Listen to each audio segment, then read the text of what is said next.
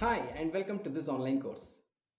This course is being offered absolutely free of cost to ensure that it reaches all those in need, irrespective of social and economic circumstances. Also, through these courses, we want to achieve our vision to improve the lives of 1 million people. So please feel free to like, share, and subscribe to our YouTube channel.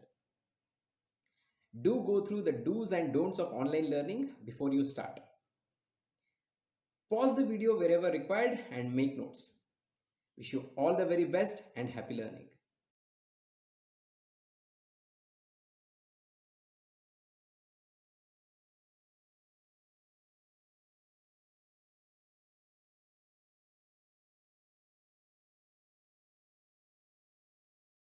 Hi and a warm welcome to Certified Corporate Ready Professional, a free course for students preparing for corporate jobs. Let us first get into the session plan for this course. We will start with introduction of the course and the objectives. We will understand some key corporate terms used in corporate and work life. Then we will move on to understanding about the industry and about the company. We will know what is job description, roles and responsibilities of individuals in a particular job role. We will move on to one very important aspects in business, which is business communication. In business communication, there are both verbal and non-verbal communication. Under verbal, one of the most common modes of communication in corporate is email. So we will understand email etiquette. Then we will move on to other business etiquette like dressing, telephone, etc. We will have a case study or exercise in the end, which is mandatory for certification. Finally, we'll wrap up the course with summary, queries, and feedback.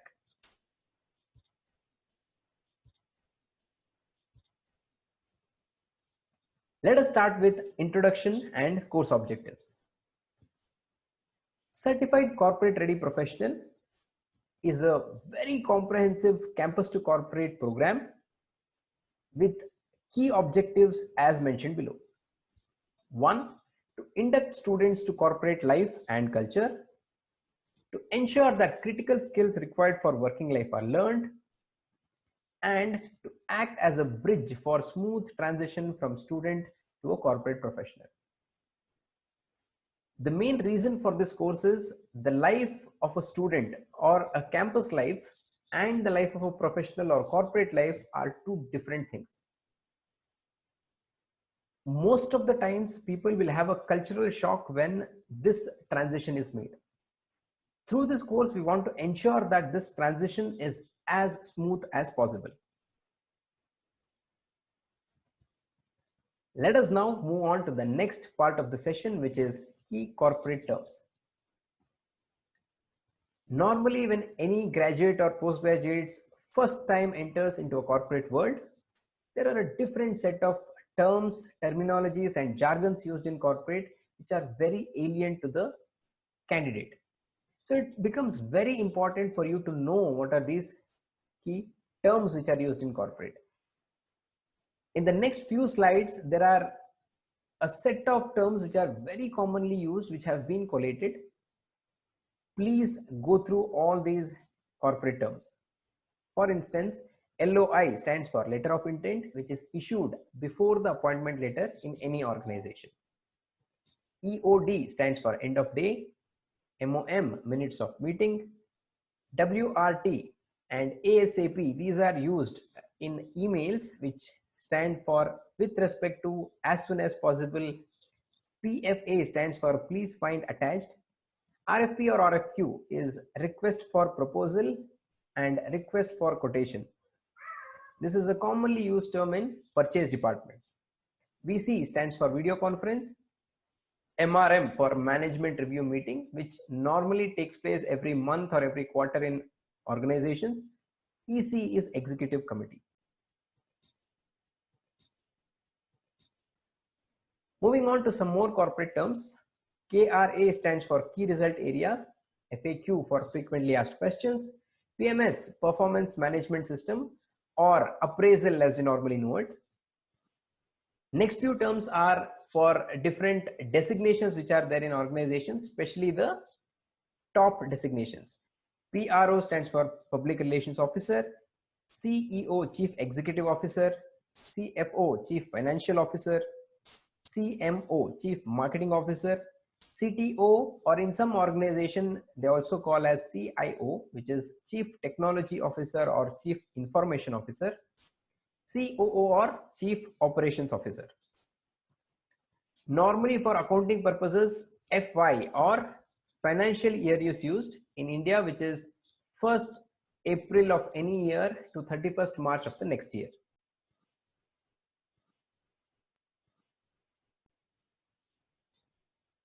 TBD stands for to be decided. CL casual leave, SL sick leave, PL privilege leave. LOP stands for loss of pay. LTA for leave travel allowance. USP unique selling proposition. CTA is call to action. B2B and B2C, any product or service, which set of customers is it targeted to? If we are targeting the service or product to businesses, then it is business to business or B2B. When the products or services are targeted towards end consumers, then it is called B2C or business to consumer. FYINA is nothing but for your information and necessary action.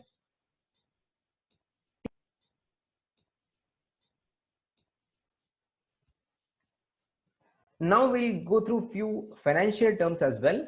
PAT, PBT stands for profit after tax and profit before tax.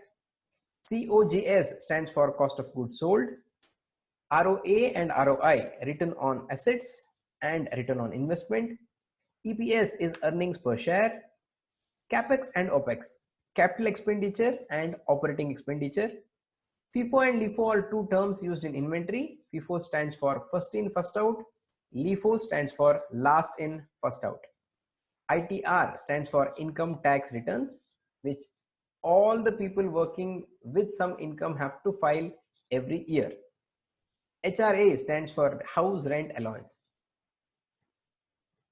This is not exhaustive list of corporate terms, but few terms which are very normally used in corporates. I am sure these terms will definitely help you in communicating with your colleagues, peers once you join the corporate life.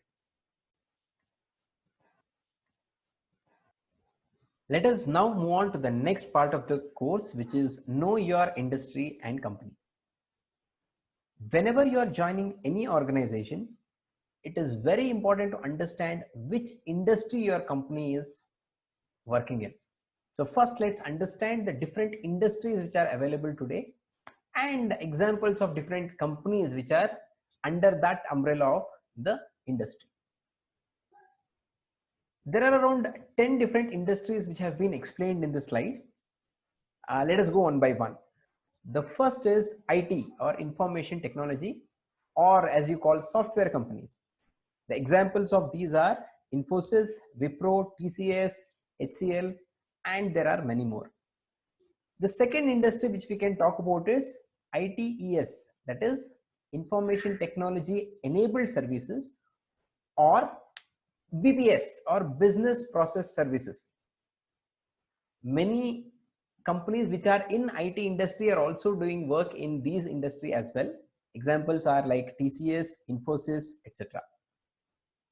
There was a time when BPS was known as BPO. BPO was basically only working in one or two processes of companies. BPS is basically taking the entire management of the software to the customers, to everything being outsourced to a different company. Now that is called as BPS or business process services.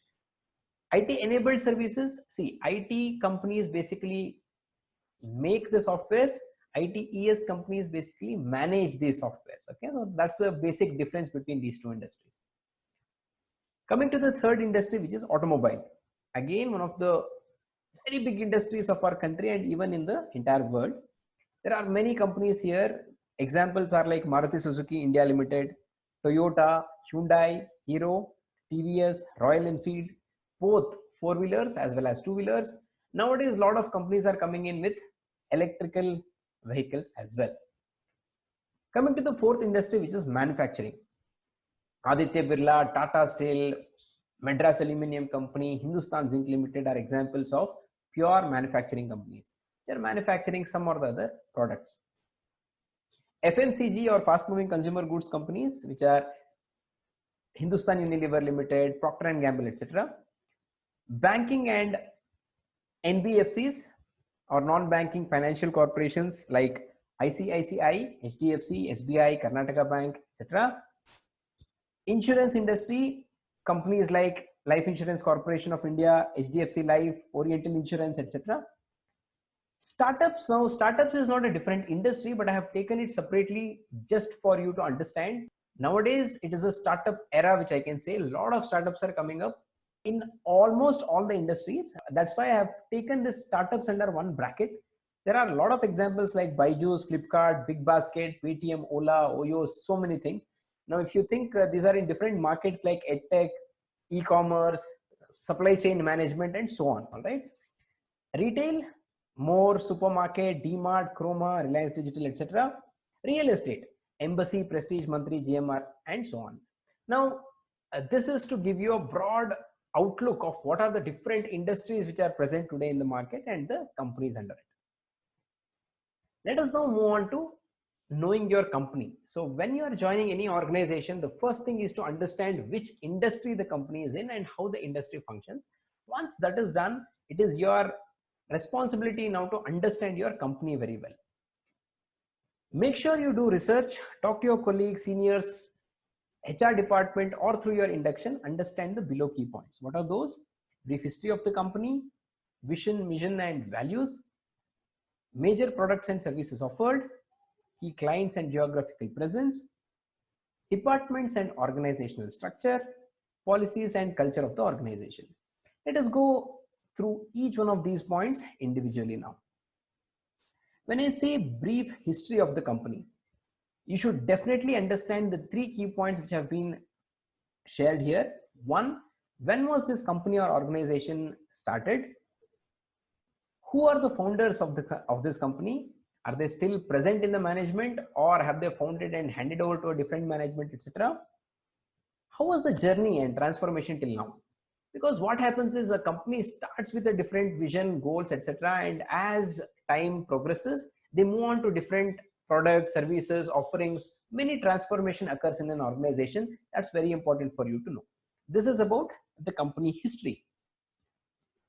Let's now move on to mission, vision, and values of a company. So what are these? So it's very important for you to understand what is the vision of the company. Vision is the long-term focus of any organization, what the company wants to achieve in the long run. Mission statement is something what the company wants to do in order to achieve this vision. And of course, the company will have a lot of values on which it stands. Please understand all these things very thoroughly. Just to give you an understanding, we have shown the vision, mission, and values of Arun's Academy for your reference. Our vision is to help 1 million people improve their personal and professional life. And how are we planning to achieve this is our mission statement: to work continuously to improve the quality of learning content, to add new and apt online modules which can act as a guide in the journey of participants. What are the values on which Arun's Academy as an organization stand? P, Q, and R: professionalism, quality, and respect. So once these 2 points are taken care of, then we move on to major products and services offered.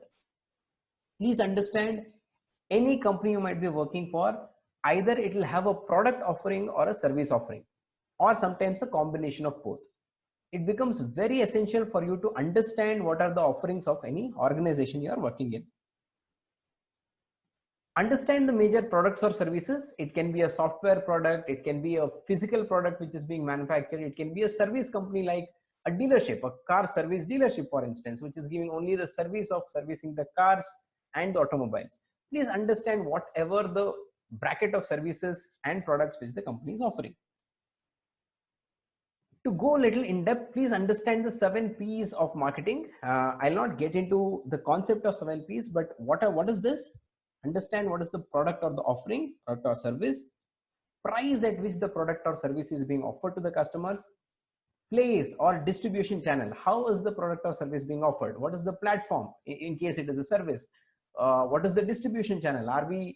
Is the company going for a wholesale distribution, or are they directly targeting the retail outlets, directly the consumers, etc.? What are the different promotional strategies which the company is using, including advertising, digital marketing, word of mouth, anything which the company is taking care of?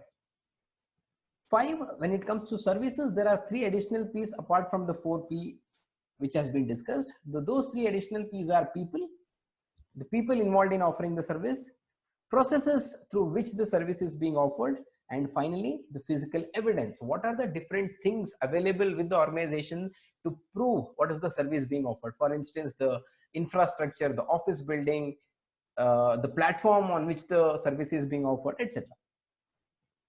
Moving to the 4th important point in knowing your company, key clients and geographical presence. Know whether the company is only having a local presence. When I talk about local presence, it's probably limited to a very small geographical area like a district or a city, a town, etc. Is it focusing on domestic market? When I say domestic market, is it servicing or giving the products to the entire country? Okay.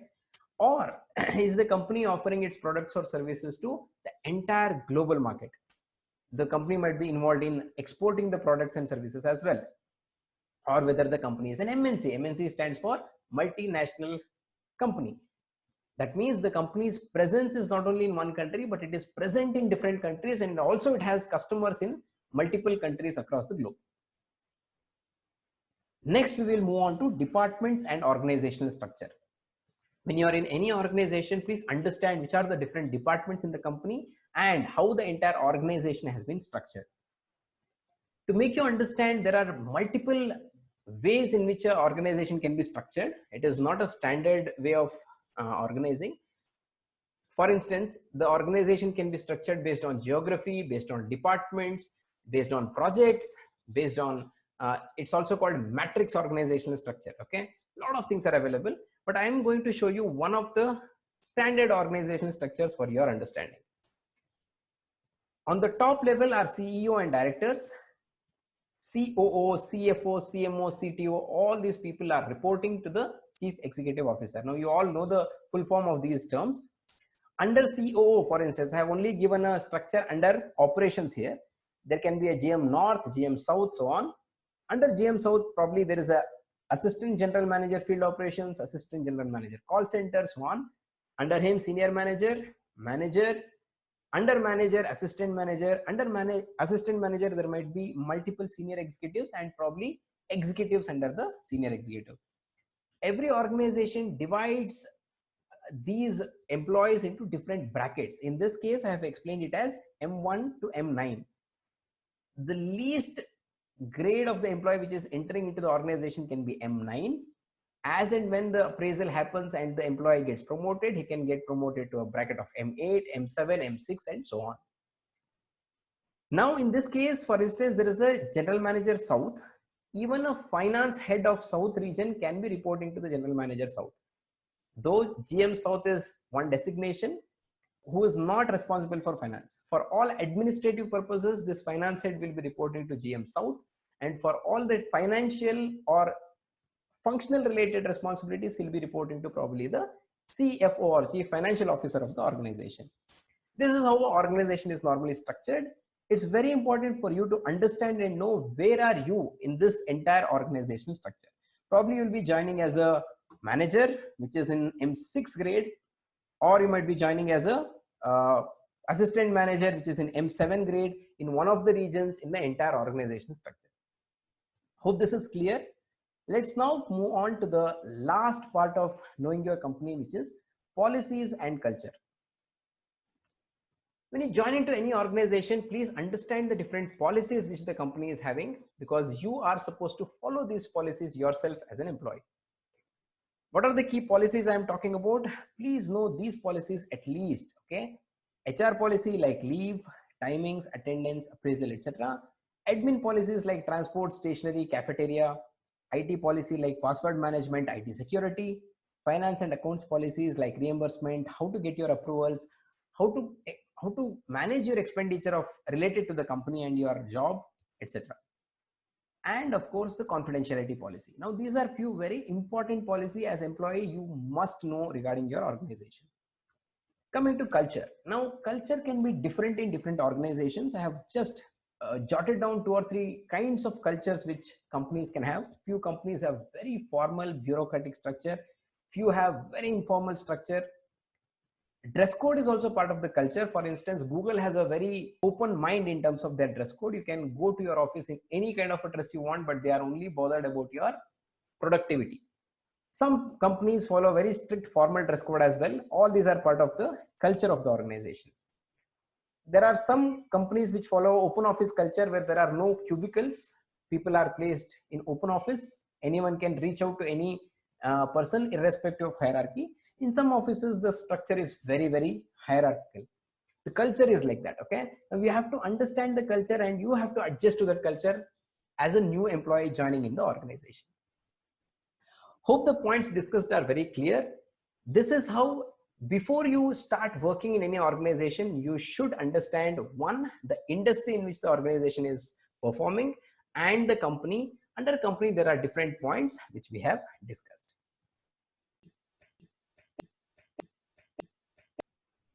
Now let's move on to job description, that is roles and responsibilities for a particular job role.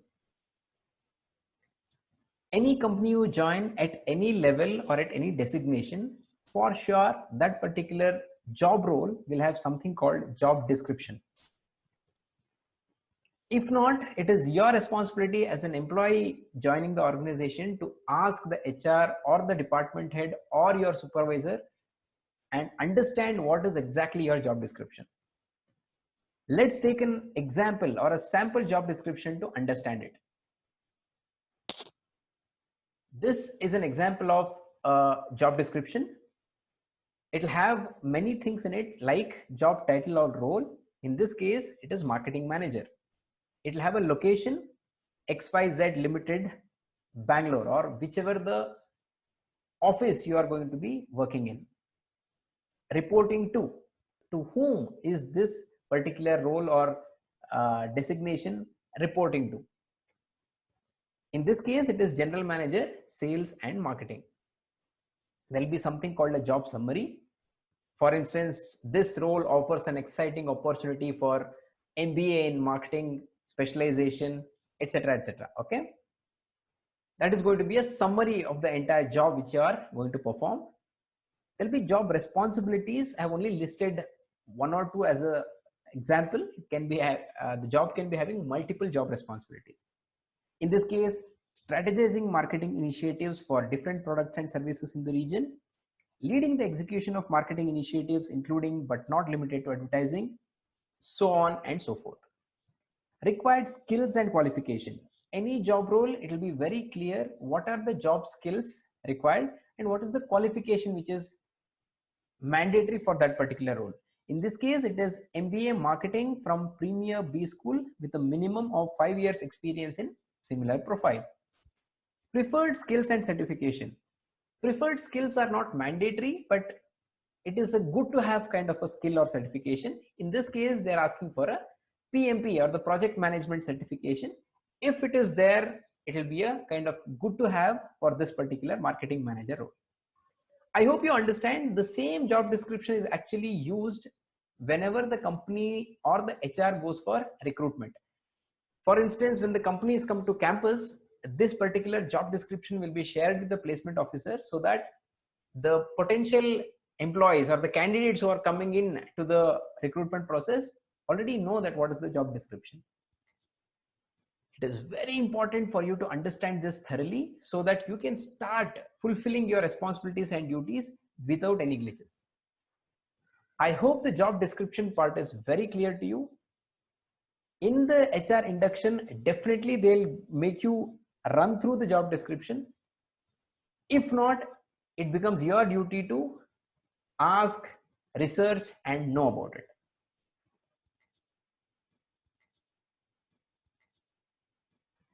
Let's now move into a very important part of this course, which is business communication.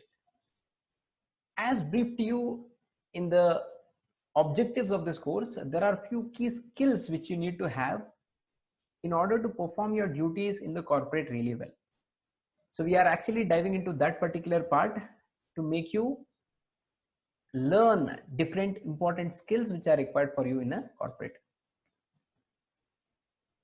First of all, let's start with defining what is communication. Communication is the process of conveying intended meanings from one entity or group to another using mutually understandable signs and rules.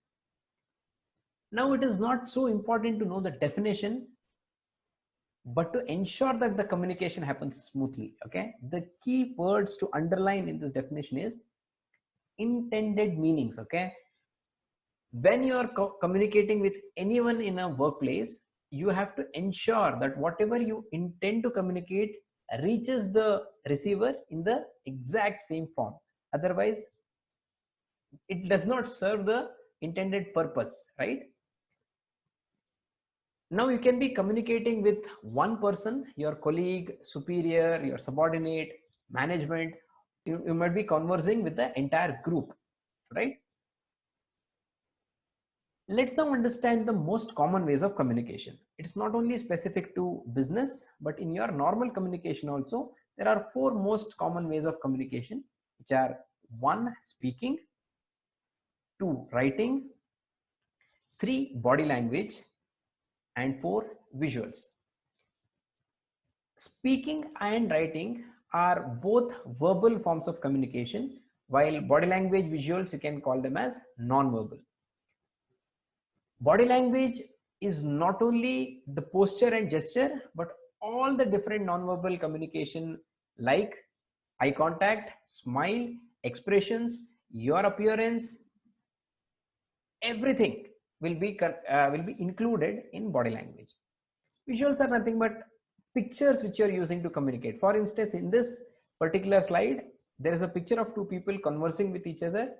Though it is not speaking, writing, or body language, still it conveys certain meaning. So visuals is also one of the most common ways of communication. Let's now classify the communication. This classification can be done based on different things. I'm only covering few very important classifications. Number one, verbal and non-verbal. As discussed a few minutes back, verbal is both speaking and writing. So basically, verbal communication means use of words or language. Non-verbal is all the types of communication which does not use words or language. Body language is a main part of non-verbal communication. Second type of classification is direct and indirect. Now, this is based on the channel of communication. Direct is when you are talking to someone face to face, okay, real time. Indirect is using any indirect channel other than face to face communication. The channels can be a WhatsApp video call, a Skype video call, email, chat, all these types of communication where there is some indirect channel used, it is called as indirect communication. Number three, formal and informal communication. Even in our personal lives as well as work life, there are both formal communication and informal communication. The communication which happens in cafeteria, for instance, it is not formal, it is absolutely informal communication, whereas the communication happening in a boardroom or a meeting is definitely a formal communication. Last but not the least, internal and external communication. Now, this classification is specifically for workplace. That's why there is a star shown next to the classification. Internal is all the communication which happens with the internal audience of a company. External communication happens with external audience. Let us understand the audience in a workplace a little better now. As an employee of an organization, you'll be talking to a lot of people, and they can be classified into the different categories which I'm showing right now. One, peers. Go back and remember the organizational structure which was shown in Know Your Company. Peers are all those people who are in the same hierarchy as you. Okay, so they're all, you can call them as your colleagues in a company. Managers. Managers are those who are one step above you in your hierarchy. So if you are executive, senior executive, that is the name of the designation, but senior executive are manager level people for you because you will be reporting to them. So managers are those who you will be reporting to in an organization. Executives, I mean, again, don't get confused between the audience type and the designation. Executives in this case means the top management people. All the CXOs, CEO, COO, CFO, CMO, directors, all these can be categorized as executive level people. Direct reports are your subordinates. The people who are reporting to you are called your direct reports. Now, when you are communicating with these people, let it be verbal, non-verbal, formal, informal, any type of communication, you should be aware of which is the kind of audience you are addressing. This becomes very important. Last but not the least, there is one more set of audience when you communicate in your workplace. They are customers, vendors, suppliers, government. All these can be categorized as external audience. So in the last classification, I said there are internal and external communication. When you communicate with your peers, managers, executives, or direct reports, it is internal communication. When you communicate with anyone external to your organization, like your customers, vendors, suppliers, government, etc., it will be termed as external communication. Let's now get into tips for encoding critical communication. What is critical communication? Any communication in your workplace which you can term as very important can be called as critical communication. Day to day we communicate a lot of things. Maybe you're updating the number of sales in your sales meeting in the morning. That is not a critical communication. It's a day-to-day communication.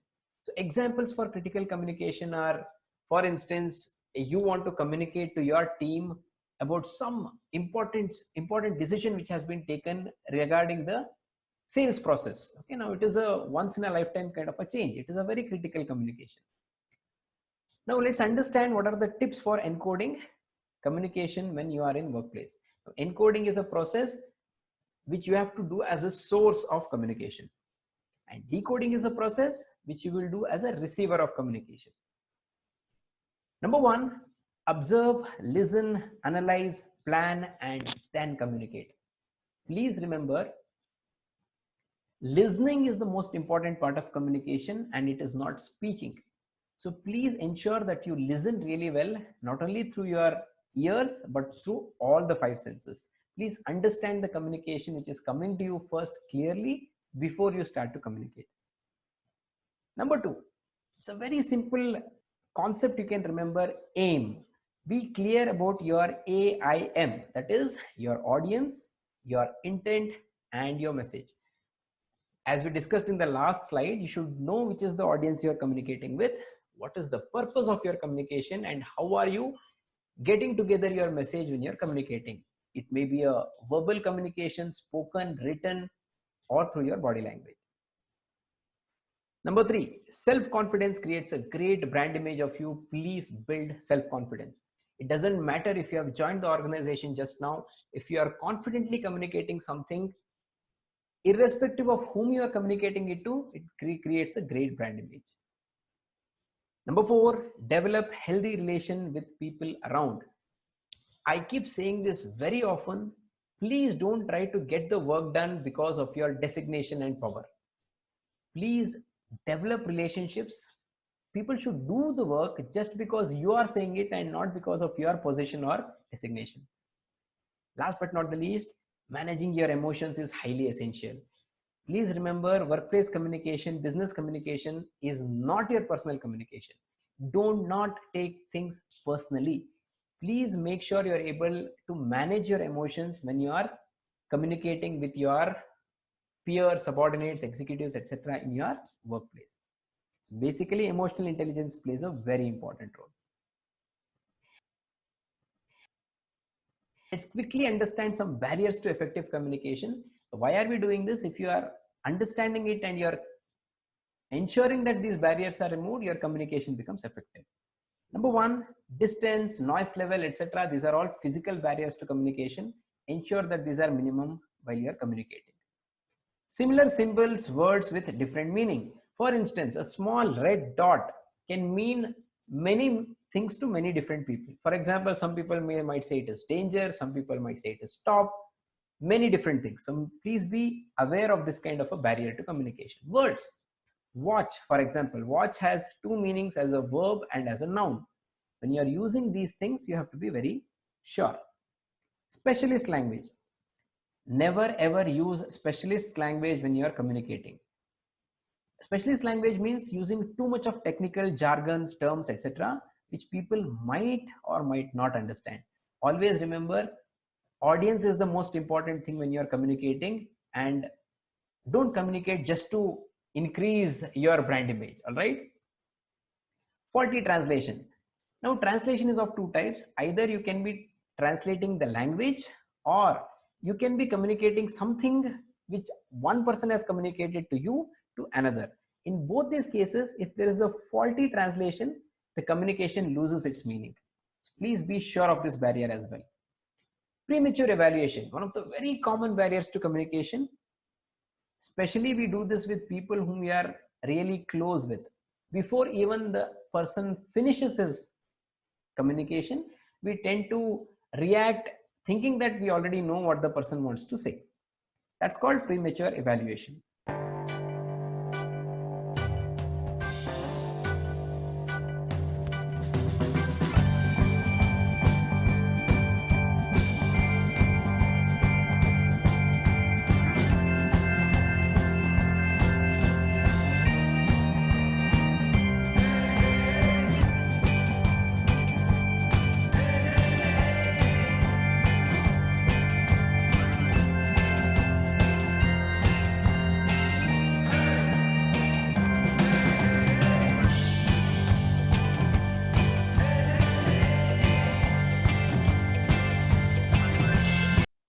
Loss by transmission or poor retention. Similar to any energy like electricity, when you transmit it, there is a loss in the transmission. Similarly, communication also has this particular barrier. When you have a very long link in communication, there is a loss. Also, our brain has a limited capacity to retain things. That's why please keep the communication as short, crisp, and less number of links as possible, and also make notes wherever it is required. Ignoring communication. This is a very common thing in corporate, especially. There are communications which are sent out by different departments. Many people just don't open their emails and then finally say we were not aware of it. So this is a very clear case of ignoring communication. Last but not the least, lack of time. Many people probably want to communicate, but they do not for the lack of time. Now, the first is a physical barrier. Second, third, and fourth are all semantic barriers or barriers related to meaning. Premature evaluation, loss by transmission, or poor retention are psychological barriers. Ignoring communication, lack of time, these are all personal barriers. Irrespective of what kinds of barriers are these, make sure you reduce these barriers to the minimum level so that your communication is effective.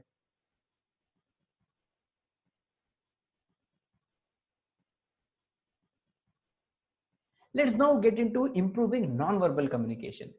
Please understand, out of 100% of the communication we do in our day-to-day life, 93% of the communication is non-verbal. Okay, only 7% of the communication is verbal. That is the importance of non-verbal communication. Let's get into some points to improve non-verbal communication. Especially in workplace, ensure that you keep appropriate distance with the person you are communicating with. Touch people only and only when it is appropriate. Use your posture, the way you stand and the way you sit, and gestures, movement of your hands and legs effectively. Take care of your appearance. It doesn't matter what kind of the culture the organization has. If your appearance is good, professional, it gives a different kind of an impression altogether when you're talking to anyone in your office or the external audience like your clients. Maintain eye contact while you are talking. It's very, very important. Smile, and smile genuinely. Smile is even contagious or infectious more than your COVID-19. So please smile It can get you a lot of advantages which you might not be aware of. With this, we come to an end of business communication. I hope I was able to clarify the different aspects which comes under business communication, how to improve your communication when you are in workplace with different type of audiences. Within business communication and verbal communication, the most commonly used method or mode of communication in corporate life is email. So let's now delve down to email etiquette, how you should write an email, what are the different etiquettes to be followed, when to use an email, etc. When is email a right choice? Though this is the most commonly used mode of communication, sometimes I say that it is also the commonly misused mode of communication. So it becomes very important for you to know when to use and when not to use your email. There are certain scenarios given here. You should definitely use email in these cases. For instance, to arrange a meeting or a telephone call, to send an attachment or a document to someone, okay? For informal communication and announcement, usually the HR department uses email for these kind of requirements. To send a reminder, so if you have already set a meeting and you want to remind someone about the meeting, or if you have asked for a document and you want to remind that you have not yet sent the document, email is the right choice. Quick formal and informal updates regarding a project, etc., you can use email, or to make a request. All these things or scenarios, use of email is good or correct. And when not to use an email, to delegate or reverse delegate. What I mean is, some team leaders use email to delegate work to their team members. Usually for these things, it is not email which should be used, but actual face-to-face meetings. Don't use emails to look busy. Do not use email to point out a significant error or problem. For these things, always face-to-face meeting is recommended and not email. To send large attachments, to give you an example, in one of my organizations, the entire server was stuck. Email, no one in the company was able to receive or send email. And when the IT department drilled down to the problem, they understood that one particular person or employee had sent an email with the attachment of around 25 to 30 MB. So which, and he had actually sent the email to a lot of employees in the organization, because of which the server had got stuck. So please ensure that you are not sending very large attachments. Usually the size of the attachment should be somewhere around 5 to 10 MB and not more than that. When it is urgent, do not use emails. Do not use emails for personal, difficult or very significant issues. For example, for performance appraisal meetings, there are few employees who send all the details in the email and don't talk face to face. That's not right. Please use face-to-face communication in these cases. Let me now come to a good email communication. Please ensure the correct use of 2CC, which is carbon copy, and BCC, which is blind carbon copy.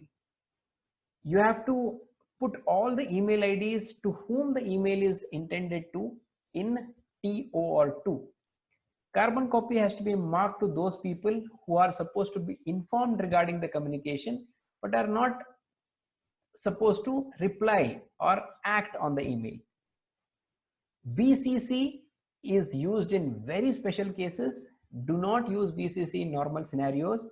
It is not considered as ethical or moral to send some email to someone without the knowledge of people in 2 and CC. When is it used? Maybe for HR to communicate to a lot of employees. Instead of putting all the employees in 2, they can put in BCC, because employees need not know the email IDs of each other, right? So in very special scenarios, the BCC option should be used. Use the same formality as any business letter. In college life, all you people are used to all shortcuts Abbreviations, emoticons, those things are not allowed in the email. Email is as formal as even a typed and signed business letter. Use correct grammar, use full sentences, do not use shortcuts, use appropriate capitalization and punctuation, avoid abbreviations and emoticons in an email. Let us now move on to an example of email. Now this is a very well structured email, but it has a very big mistake or an error in this. Can you point it out? You can probably pause the video at this point, go through the entire email and see where is the error. Let me first tell you the error and then let me move on to the structure of this email. Writing email ID in the signature is the error here, because it is not required to write your email. Any person who receives your email automatically receives your email ID. So that is not required in the email signature. Otherwise, this email is very professionally written. Always use a good subject line, and it should start with something which gives the summary of the email. In this, the subject used is thank you, assistant account executive interview, and recommended number of words in subject line is 5 to 7.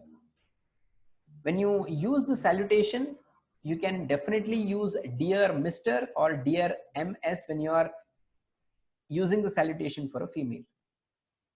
When you are using dear Mr. or dear MS or Miss, use it with full name or last name and not just the first name. Otherwise, you can also use dear sir or dear ma'am. Next comes the body of the email, which is divided into 3 parts: opening, main body, and closing. Opening is like exchange of pleasantries. In this case, it was very enjoyable to speak with you today about the assistant account executive position at Smith Agency. So this is like exchange of pleasantries when you meet someone for the first time. Second and third paragraph are the actual body of the email, where you can write whatever you wanted to write in the email. If you have any attachments, you can talk about it here. And the last paragraph here is the closing or CTA or call to action. What should the person receiving your email do after reading the email? That is something like call to action. So very, very important and mandatory to have call to action in every email you send. All right. Here it is. I appreciate the time you took to interview me. I am very interested in working for you and look forward to hearing from you regarding this position. That's the call to action. And finally, you close with sincerely or warm regards with your name and telephone number for sure. You can also use your designation, company name, address, website, etc. if you want in your email signature. This is an example of a beautifully structured email. Let me come to some useful tips for business writing, not only in email, to draft any kind of a memorandum or a letter or email or anything. Have a single topic per paragraph. Use a logical order. Use graphics, pictures, charts only if they illustrate something in the text. While proofreading, which is a very important thing to do before sending the email, read from different positions every time and try to read backwards, because what you're doing while proofreading is to find out errors in what you have written. Get right to the point, be polite, professional, and focused when you are writing something. Think about the audience and use professional language. Whatever communication you do, whether it is written or verbal or non-verbal, you are doing it for the audience, and that is very important for you to remember. Think about the audience and use the language appropriate to the audience you are talking to. Let us now move on to other business etiquettes to be followed apart from email etiquette. First of all, what do you mean by the term etiquette? Etiquette is the normally accepted standards and rules in certain situations which all of us need to understand and follow. So when we talk about etiquette, there are 2 types. One is social etiquette, which we follow in our personal circumstances and life. and the second one is business etiquette, which we need to follow in work life. Now, what is the difference between these two? Social etiquette is normally marked by courtesy, whereas business etiquette is marked by hierarchy and power. Number two, gender plays a very vital role in social etiquette. For instance, when you meet a female in a family function, the way you go and greet that person is probably by folding the hands and saying namaste. The same female, if you meet that person in your office or business scenario, you will definitely go and shake hands with that person. Now, there is a difference here. Gender plays a minor role in business etiquette because females also have taken very senior position in organizations, and that's why it plays a minor role. Let me explain some of the key business etiquettes you have to follow when you are in workplace. Number one, dining etiquette. It's okay, the way you want to have food you can have when you are at your home, but when you are going for a business dinner or a business party, should definitely follow certain dining etiquette. There is a picture on the slide right now which shows what is what. For instance, what is a dinner plate, what is bread and butter plate, what are the different forks used for, what are the different types of spoons, different types of glasses as well. For water, there is a different type of glass which is used, and for wine, a different type of glass is used. All these things you should be aware of. Otherwise, you will actually look out of place when you are when you are going for a business dinner with your colleagues or your supervisors. Make sure when you are eating your food, you don't make noise while chewing, as well as with your spoon and your plate. These are certain things which you'll have to follow, and make sure you take only that amount of food which you can finish. Do not waste it. When it comes to drinking, know yourself and don't go beyond limits when you're in a business dinner. Number two, telephone etiquette. A lot of times you'll have to take calls or you have to attend meetings on telephones in your workplace. Make sure whenever you give a call, you are the one to say hello first and introduce yourself. When you are on a con call or a meeting on telephone, make sure you are on mute until and unless you have to say something. In telephone, only your voice is heard, so make sure to use your voice modulation and pitch to communicate confidence and clarity in your communication. Office etiquette. When you are in an office, make sure you greet everyone. When you enter the office, starting from the security guard at the gate to the last man in the office, please greet everyone before going to your place. Have a smile, develop relationships. Very, very important. When you are entering the cubicle of someone, make sure you ask for permission. So these are certain things which you'll have to follow in office. Also, make sure your appearance is as per the company's policy. Meeting etiquette. When you are inside a meeting, please ensure that you are following the dress code of the company. Talk only when it is your chance. Do not interrupt others. Give respect to the person who is convening the meeting. Talk clearly and confidently and put across your points. Don't hold your questions till the end. Please ask appropriate questions and give your points out. So these are certain things you'll have to keep in mind when you are in a meeting. Last but not the least, dressing etiquette. Dressing, again, as I said, it depends on the company's culture and policies. Make sure you are following the company culture. For instance, in some companies, out of the 5 working days, 4 days will be absolutely formal attire. 1 day will be business casuals. So you should know what is business casuals also, right? And when you are meeting someone for the first time, shake hand is a very common greeting method in corporates. Nowadays, because of COVID and other things, shake hand has reduced. But if you are giving shake hand to someone, ensure that you are not looking aggressive as in the first case or look passive as in the second case. Make sure you are giving a straight, firm handshake which lasts for around 3 seconds roughly. That conveys confidence. Also, make sure you are making an eye contact with a genuine smile. So these are some of the business etiquettes you have to keep in mind when you are in your corporate life and working in a company. Let us now move on to the case study and exercise. Please remember that this exercise and quiz are mandatory if you want to get a certification for this course. Here goes the case study. Consider any company or organization of your choice. You may choose to take your dream company, and please do a thorough research. Prepare a minimum 3-page report covering industry as well as company details. You can use the points discussed in this course and understand what all needs to be covered. Link for the quiz will be shared with those interested in certification. The quiz is going to be a 20 MCQs or multiple choice questions to test the knowledge which you have got from this course. The certificate is going to look like this if you choose to get the certification, and this will be issued to only those who are interested and are completing the quiz as well as the exercise or case study. We are almost at the end of the session right now. Just to summarize, we started with the course introduction and the objectives of the course. Then we moved on to key corporate terms which are used in working life.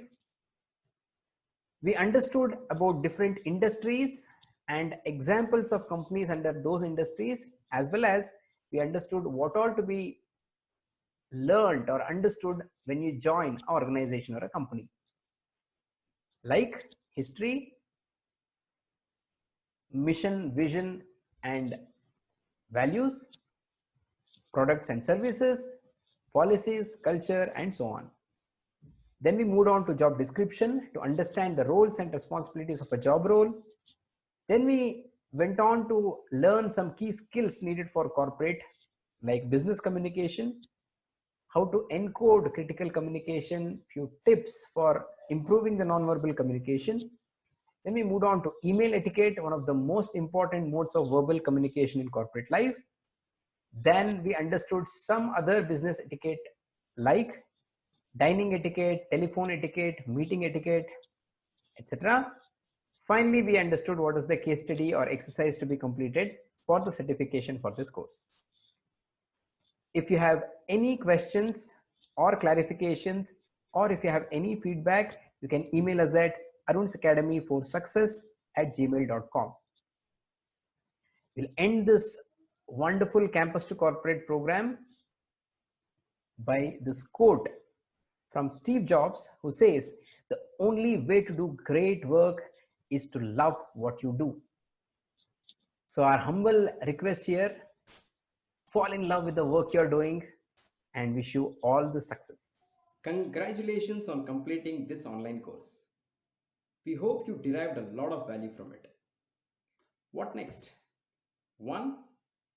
Implement the learning from the course in your personal and professional life. 2. Like, share, and subscribe to our YouTube channel. 3. If you want to get a certificate, please do email your interest to us. In order to get a certificate, you are supposed to complete a quiz as well as the exercise or the project as explained in the course. Once you complete your assessment, the certificate will be issued. Note that the price for the e-certificate is rupees 399 and for hard copy certificate is rupees 699 plus GST. This price is to ensure that we are covering our expenses of course creation and certification process. Once you email us your interest for certification, you will be receiving an invoice. Post payment, you will get a payment receipt as well as the link for the assessment. Getting the certificate as shown in the course is purely your choice. Thanks a lot for choosing Arun's Academy for your learning needs.